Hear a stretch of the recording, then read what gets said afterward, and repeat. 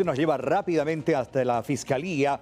Un giro insospechado en torno al caso de la joven que habría presuntamente muerto por la explosión de un vapeador. Aparentemente fue asesinada. Vamos con Araceli Romero en vivo y en directo desde la Fiscalía. Adelante, Araceli. Buenas tardes. Buenas tardes, Carlos. Y bueno, tras la necropsia realizada en el transcurso de esta tarde al cuerpo del adolescente de 16 años, se pudo constatar de que existía un proyectil de un arma calibre 22 en uno de sus órganos vitales, lo que produjo realmente su deceso. Esto rápidamente derivó a que la fiscal Gladys González preparara una orden judicial o mandara a buscar una orden judicial para poder allanar rápidamente la vivienda y poder dar con la realidad de este hecho, porque cambió completamente la situación o las circunstancias del fallecimiento de esta joven. Ellos, al llegar a la vivienda, pudieron detener al hermano, que sería un joven de 19 años, que sería el principal sospechoso de haber disparado a la adolescente el pasado día. Según las declaraciones de la fiscal, ellos se percataron, luego de hacer consultas a especialistas de estos vapes, de que ese artefacto no habría explotado. Por ende, entonces, realizaron las sospechas también tras recibir el informe médico de que no estaban seguros del análisis que se le habría realizado o de los datos que ellos pudieron percatar en esas horas en que trataron de reanimarla. Por ende, entonces, la Fiscalía encabezó este procedimiento en donde se derivó con este trágico desenlace. Escuchemos las declaraciones de la fiscal Gladys González.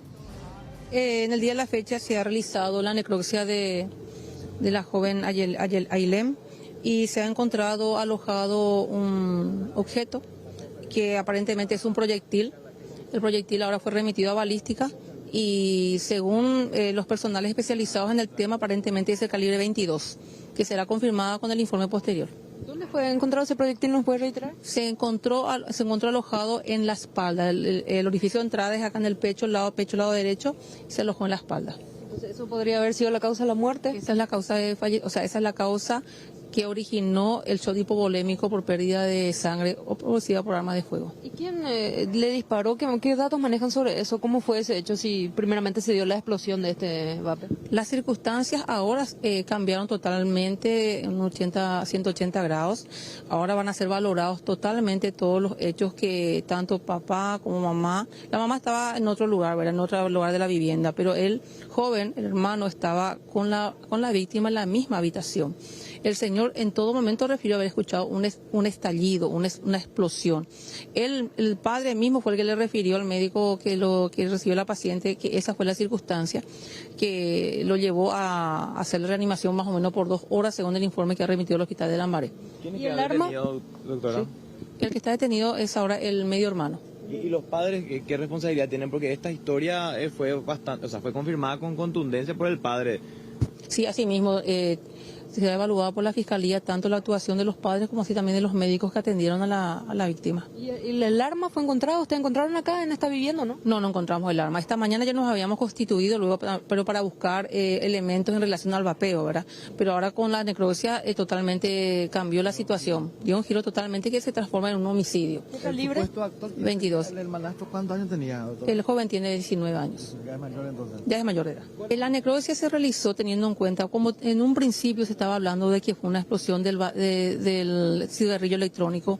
En el día de la fecha hemos convocado a personas idóneas en el uso del vapeo como en venta del cigarrillo electrónico, y ellos contundentemente han manifestado de que ese elemento de prueba, que eso no sufrió ningún tipo de alteración por ninguna explosión, o sea que estaba entero. Entonces, con más contundencia, reforcé mi hipótesis y solicité al Juzgado Penal de Garantías de Lambaré la realización de la exhumación y necropsia. Y esto también fundamentado en que desde un inicio los padres no querían que se realice la autopsia. Desde un principio preguntamos si tenían armas, no encontramos nada relacionado. Eso sí, algunos proyectiles encontramos en el ropero donde el sujeto detenido tenía guardadas sus cosas. Encontramos algunos proyectiles. Bueno, una necropsia que para muchos vino un poco tarde, pero finalmente llegó y que lo que permitió también descubrir qué había detrás, porque de lo contrario, si esto hubiese pasado, nada hubiese sucedido y un crimen se hubiese ocultado. Necropsia a la que se recurrió debido a las múltiples críticas, a los múltiples cuestionamientos hacia la Fiscalía, que se ciñó única y exclusivamente en el parte médico que decía que la causa de muerte de la joven fue un shock hipovolémico, o sea, una hemorragia grave, producto de la explosión de un vapeador. Así consta en el acta de defunción. A tener en cuenta que tampoco un estudio de imagen fue realizado al cuerpo de la joven como para poder percatarse de que existían todavía residuos de esa bala en el interior del cuerpo de la joven, porque una simple radiografía hubiese identificado el plomo en su interior. Podemos hablar de ligereza, entonces podemos hablar de ligereza con respecto al informe médico, aquello primero que fue entregado ayer y que fue la base de esta investigación, porque ayer también el padre, cuando hablábamos con él aquí a través del teléfono, en todo momento insistía de que él quería que se investigue lo que ocurrió con este vapeador. Él tampoco tenía en su universo ninguna otra posible hipótesis. Bueno, un elemento muy importante es lo que señalaba ya anoche, acá en comunicación con 24 horas, el padre de la víctima, que decía el señor Torales que al momento de ocurrido el hecho, su hija había pronunciado algunas palabras en el sentido de primero pedir agua y también pedir una asistencia rápida posteriormente a lo ocurrido, pero en ningún momento señaló quién fue responsable o lo que había sucedido. Decía el padre hace instantes justamente que si efectivamente se hubiera percatado que fue un disparo, la persona responsable por lo menos iba a quedar al descubierto. Pero bueno, la Fiscalía ya va a tener a su cargo dilucidar todas las versiones. Luz Vázquez, médica del Hospital de Lambaré. ¿Cómo le va, doctora? Gracias por su tiempo. Doctora, ¿me escucha? Luz Vázquez. No, no soy la doctora Luz Vázquez. ¿Usted es la doctora Luz Vázquez? No. Sí, perdón, me pasó su nombre. ¿Cómo se llama, doctora? Yo soy la doctora María Elizabeth Totil. Bueno, con las disculpas del caso. No, tranquilo. Doctora, dígame, con relación a... ¿Usted formó parte del equipo médico que recibió a la joven el día que ocurrió el percance? No, yo soy la médico forense del Ministerio Público. Ah, perdón. Bueno, aquí la comunicación interna. Bueno, con relación a lo que se encontró, a lo que vieron ustedes, con relación al cuerpo, ¿qué opinión le merece acerca de haber sido recibida la joven en un hospital que nos hayan percatado que era una herida de bala? Y que pusieron que fue el efecto de un vapeador, de una explosión.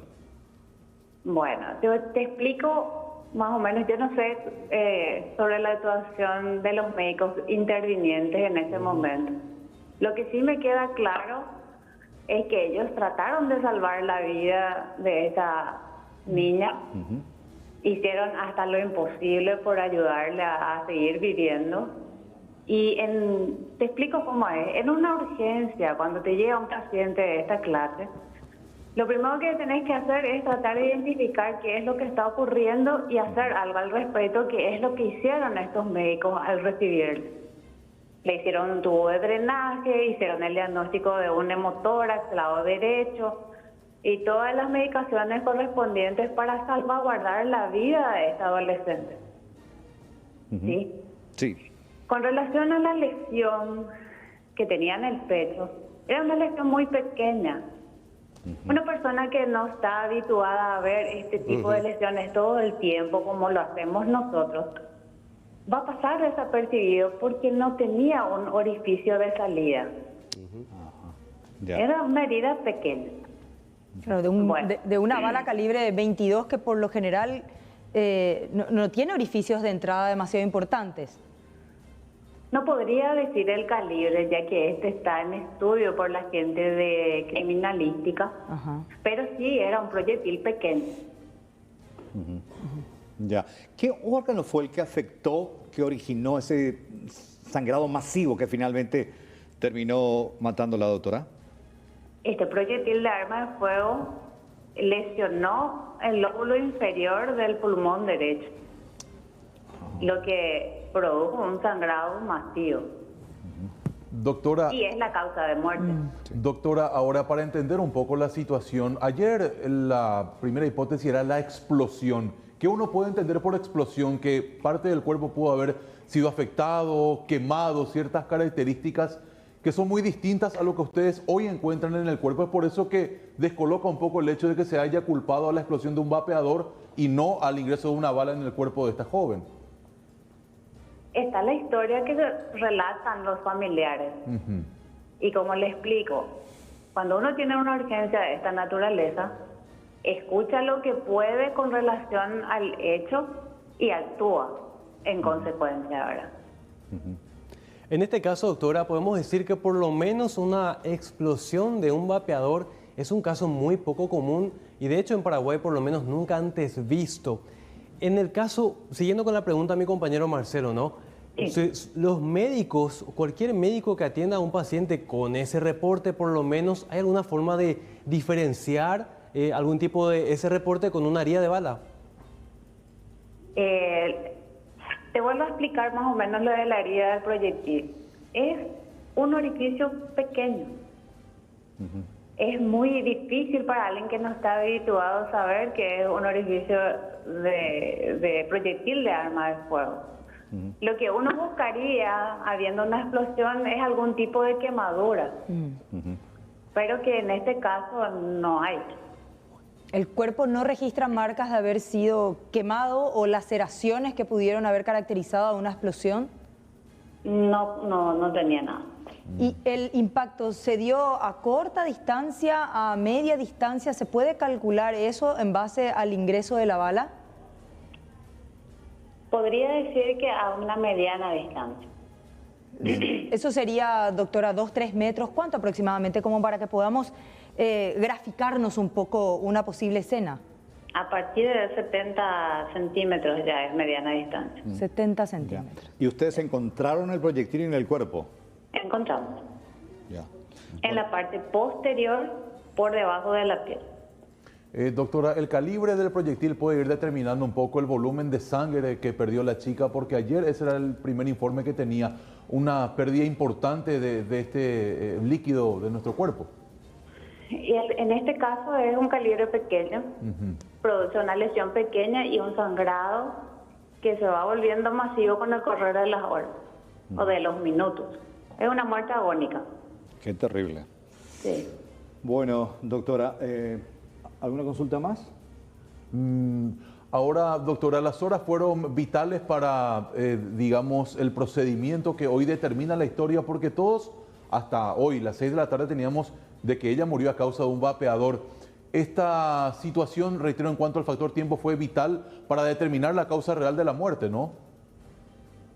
Y realmente no podría decirte si iba a salvar la vida, si es lo que me estás preguntando. No voy a salvar la vida, sino que fueron horas vitales para conocer la causa real de la muerte, digo, porque en un momento dado todos los padres apuntaban a que se analice qué pasó con el vapeador. No tenían siquiera idea ni la más mínima noción de que pudo haber muerto finalmente por un balazo. Ahí quiero resaltar la actuación de la Fiscalía. Ellos fueron los que incautaron el aparato vapeador y al no encontrar en él señales de algún tipo de desperfecto, entonces entró la duda. Y en consecuencia actuaron y pidieron oportunamente la autopsia. Bueno, doctora Una María última Elizabeth, pregunta. sí. ¿Puede ser la dirección en la que ingresó la bala? ¿Pudo haber estado el arma de fuego a un bajo nivel, o sea, más cerca del piso que a la altura del pecho, teniendo en cuenta la dirección en la que fue disparada? Te digo la trayectoria de este proyectil. Fue de izquierda a derecha, ligeramente de arriba hacia abajo y de adelante hacia atrás. Ya eso en el correr de la investigación se va a poder ver en qué posición estaba la víctima, ¿verdad? Entiendo. ¿Pudo haber estado ella acostada, doctora, parada? ¿En qué posición uno previamente puede imaginar que ella recibió el impacto? No quiero hablar prematuramente de eso, querido Carlos. Bueno, doctora, muy amable. Gracias por su tiempo y con las disculpas del caso al arranque. No, muy amable. por favor. Muchas gracias. Gracias, Hasta doctora. luego. Bueno, el padre también habló hoy en comunicación con nosotros, en un vivo con la compañera Araceli, quien ya nos cuenta al respecto. Araceli, retomamos comunicación contigo. Bueno, según don Peralta, ella estaba preparándose para mirar una película en una plataforma de streaming cuando esto ocurrió. Ellos escucharon el ruido y rápidamente fueron a auxiliarla y en ningún momento ella mencionó de que fue disparada, solamente pidió agua y de que rápidamente le llevaron al hospital. Esa fue la versión de don Peralta. También comentó de que su hermanastro se encontró en estado de shock y corrió por casi toda la casa llorando, diciendo de que su hermana tuvo un accidente, pero que no pudo ayudarlo siquiera para poder trasladarla al hospital porque estaba conmocionado. Eso es lo que nos decía también el padre. Sin embargo, él se encontró bastante sorprendido porque mencionó de que en su vivienda nunca ingresaron ningún tipo de armas. Escuchemos las declaraciones de don Peralta luego de la detención de su hijastro y por supuesto de percatarse de que las circunstancias de la muerte de su hija habrían cambiado. Posiblemente no se creía verificar la mía se anduvo en Guarese la explosión y va a ser la va pero caputa allá pues se anduvo a hacer allí popeo y la va pero se ha opinión guardado auxiliar en Guarese Sai la arma namba. Sai movió de mitad y con el pego monté y media y ne pillo que la jupa de costado. Hacer ayuda y menos dos ensayos ahí porque se ayuda y como la discusión ayer era o capullo llevar a papá fondo en el hospital y sea a ya atrás pero yo pila y peso curi. Ayubo y de que ombo capula no de hija ya no inconsciente me ha puesto ya no sé vamos a tu vida me ayudo. A ver mitad y la oye monte ya. Mi te digo igual. Mi hija se ensoró y para ver que en la agenda. Y eso es lo que pasó, a lo mejor solo su hijo de igual me va. Oye, me había llamado la intencional de todo yo que se guau, pinte más hacer allí, ves ahí pobre con mi plava peado, la hipope se upea la calculada. O sea, supuestamente en la tele con empieza a hacer allí, satan Netflix na o muy bamba, eso va a ir a la vez mañana la hospital se upea la calculada, güey. Ni hija, entonces se le llamaron ya viejo. Porque íbamos a oye, mamá quiero agua. Ahí viene y Wilmar me disparó, mira, por lo menos 2-6. Nunca nos quité. Primera vez con vuelta. Ahí viene solo, pero se va a la intencional de ella como hay. De igual, van a declaración, se vean que te hace, póngase en base para las cosas, vamos para la arma. No, cuando intente ya la policía, me llama ciudad de manera. No vamos a ver con el Japón, con soledad en el Japón.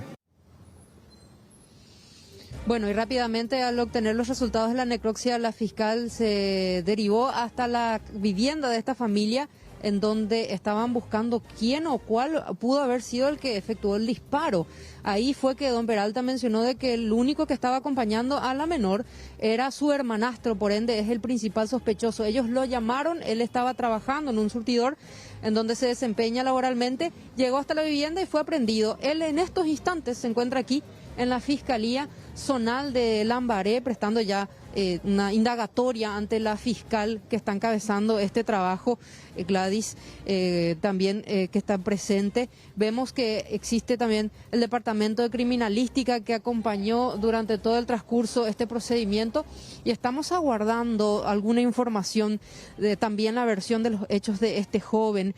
Hay que tener en cuenta que la representante del ministerio mencionó que el papá de la víctima había confirmado de que este joven, su hermanastro, estaba en habitación con ella cuando la encontraron y también ellos estarían evaluando la conducta posterior de los padres porque presentaron una información casi errónea acerca de cómo sucedieron los hechos, mencionaba la fiscal en el transcurso de esta jornada. Entonces estamos aguardando alguna información de lo que sería esta indagatoria, por supuesto el proceso que continuará y capaz obtener alguna versión porque en todo momento el muchacho no quiso hablar. Don Peralta lo encaró, le mencionó Deiko de Yucalán hermana y el muchacho se quedó en silencio. También don Peralta mencionaba con nuestro medio en vivo, horas atrás, minutos atrás, de que si es culpable, que desean de que pague porque están muy choqueados con esto que ahora salió a la luz, que ahora saltó tras los resultados de la necropsia, Carlos y compañeros.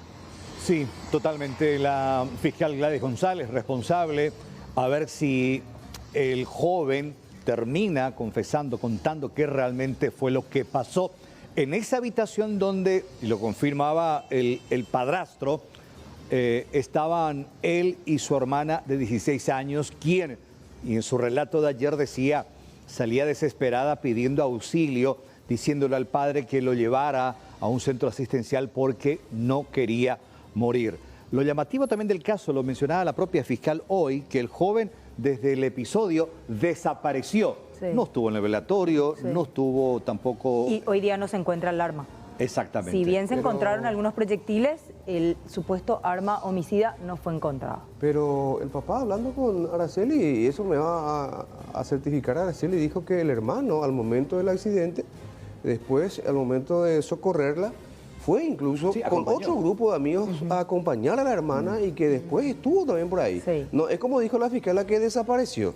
Sí. Eso Que dijo. se fue al hospital inclusive y que Sí. estuvo afuera. Sí, estuvo Afuera fuera de con él. un grupo de amigos. Ahora, llamativo de todo punto de vista, y lo hablábamos aquí entre los compañeros, también Araceli hacemos partícipe, el tema de la explosión. Ayer el papá decía que escuchó una explosión con dinamita dentro de la habitación, cuando el disparo de un calibre 22 es similar al de un fosforito, al de una pequeña bombita, es un pequeño golpecito que no se puede comparar para nada con algo realmente con mucho estruendo. Es por eso que llama mucho la atención esto y evidentemente hay cosas que nos van cerrando en la investigación.